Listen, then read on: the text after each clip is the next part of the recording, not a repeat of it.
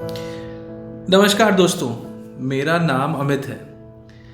मैं बहुत दिनों से आप लोगों के साथ जुड़ा हूँ और जो कुछ सीखता हूँ या जो कुछ अनुभव करता हूँ वो आप लोगों तक पहुँचाने की कोशिश करता हूँ। मैंने आज एक कहानी सुनी। बहुत सारे लोगों ने ये कहानी पहले से सुनी होगी, लेकिन मैंने ये कहानी सुनी तो मुझे लगा आप लोगों तक इस कहानी को पहुंचाना चाहिए। ये कहानी हो सकता है कुछ लोगों ने पहले सुनी भी हो।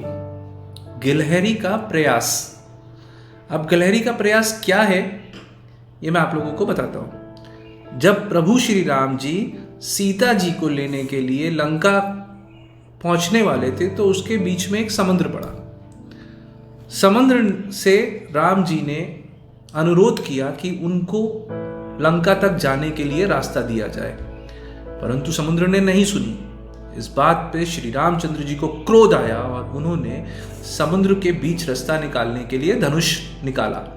तभी समुद्र भगवान बाहर निकले और उन्होंने प्रभु श्री राम से क्षमा मांगते हुए उनको बोला कि प्रभु, आपके पास दो ऐसे लोग हैं, नल और नीर, जिनको एक शाप मिला है क्योंकि वो बचपन में बहुत शैतान थे और चीज़ें उठा के पानी में फेंक देते थे। तो उनको किसी ने शाप दिया था कि तुम पानी में कोई भी चीज़ फेंकोगे तो वो डूबेगी नहीं, तैरती रहेगी। ये शाप आज वरदान स्वरूप काम आएगा क्योंकि वो पानी में जो पत्थर फेंकेंगे वो डूबेंगे नहीं और इससे समुद्र पर एक सेतु का निर्माण होगा। अब इस सेतु के निर्माण में नल नीर तो लग गए, लेकिन उन तक उस सेतु के निर्माण में अलग अलग जीवों ने, अलग अलग प्राणियों ने पत्थरों को पहुंचाना शुरू करा। ये चीज देखकर राम जी, लक्ष्मण जी, उनकी पूरी जो मंडली थी वो देख के बहुत प्रसन्न हो रही थी कि सेतु का निर्माण होना शुरू हो चुका है और वो जल्दी सीता माता जी को वहाँ से वापस लेकर आ पाएंगे।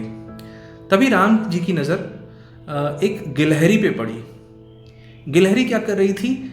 बालू में जाकर अपने पूरे शरीर को घुमाती थी और बालू के कण अपने शरीर पर लेकर आती थी और उस सेतु पे जाकर समुद्र में उस कणों को छोड़ाती थी, कुछ छोटे से कणों को छोड़ाती थी। ये देखकर प्रभु श्री राम गदगद हो गए। वो गिलहरी के पास गए और उन्होंने गिलहरी के पीठ पर अपना हाथ रखा।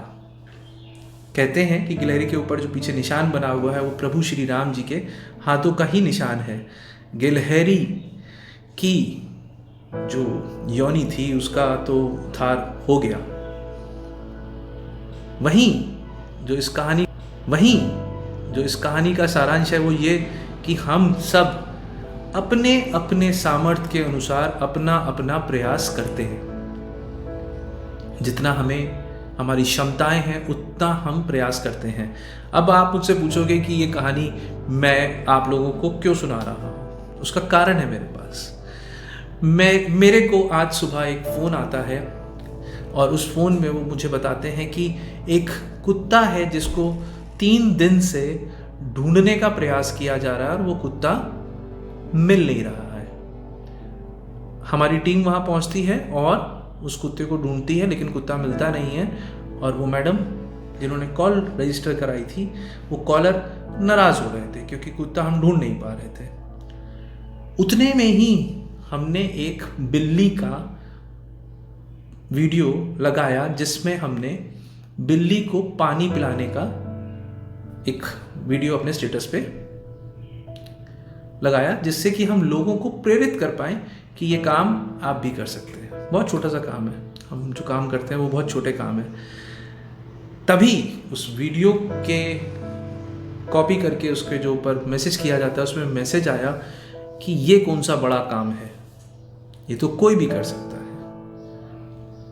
अगर करना ही है तो उस कुत्ते को पकड़ के दिखाओ। अच्छा, मेरा कहानी सुनाने का और इस आगे की बात बोलने का जो मतलब है वो शायद आप लोग अपने आप ही समझ गए होंगे कि हम सब अपने सामर्थ्य के हिसाब से काम करते हैं, जितनी हमारी क्षमताएं हैं उसके हिसाब से हम काम करते हैं। कितना अच्छा हो कि प्रभु राम की तरह उस गिलहरी के ऊपर हाथ डालकर उसको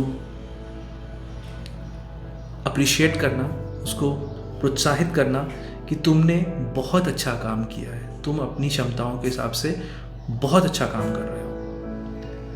और वहीं अगर हम किसी का मनोबल तोड़ते हैं और ये कहते हैं कि ये क्या काम है, इस काम का तो कोई अस्तित्व भी नहीं है या ज़रूरत ही नहीं थी, तो इसकी क्या ज़रूरत है। मेरी आप लोगों से विनती है, मैं आप लोगों तक इस वीडियो के माध्यम से ये बात पहुंचाना चाहता हूं कि अगर हम अपने आसपास के लोगों के किए हुए कृत्यों का, किए हुए कार्यों का अगर प्रोत्साहन नहीं कर सकते तो उनको उस कार्य के लिए कुछ नकारात्मक भी ना बोलें। धन्यवाद।